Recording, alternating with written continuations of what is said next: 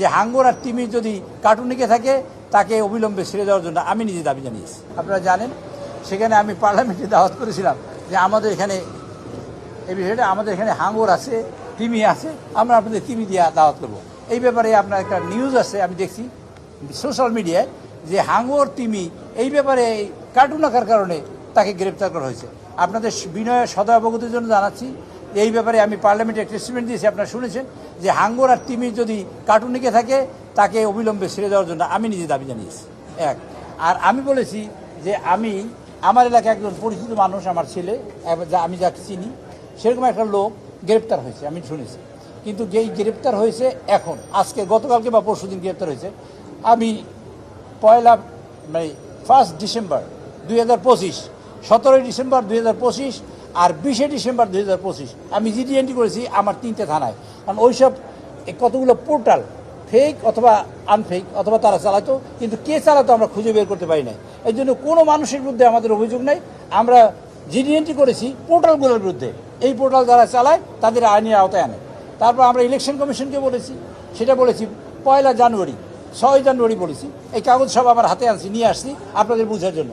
এবং আমরা নির্বাচন কমিশনকেও দরখাস্ত করেছি 6 জানুয়ারিতে, সেটা লিখিত দরখাস্ত করেছি, সবগুলোর সব লিখিত বলেছি এই সব পোর্টালের সাথে কোনো লোক যদি জড়িত থাকে তাদের আপনার আইনের আওতায় নিয়ে আসে।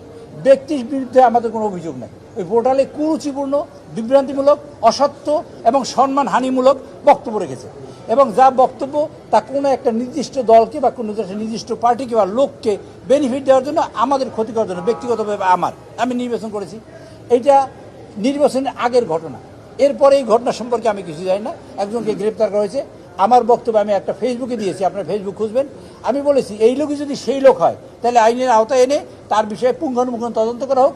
কারণ ওই লোক যদি সেই লোক হয়, আমি জানি না সেই লোক কিনা, যদি সেই লোক হয় তাহলে পুঙ্খানুপুঙ্খ তদন্ত করা হোক এবং প্রয়োজনীয় আইনানুগ ব্যবস্থা গ্রহণ করুক।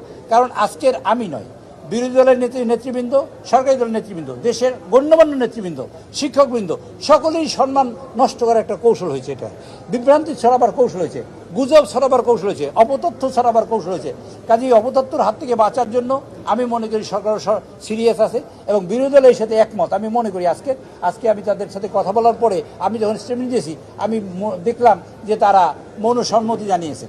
কাজী এবং আমাদের মাহবুবউদ্দিন খোকন সাহেব আজকে পার্লামেন্টে একটা কোশ্চেনও ছিল, সেটা লেট ডাউন হয়েছে।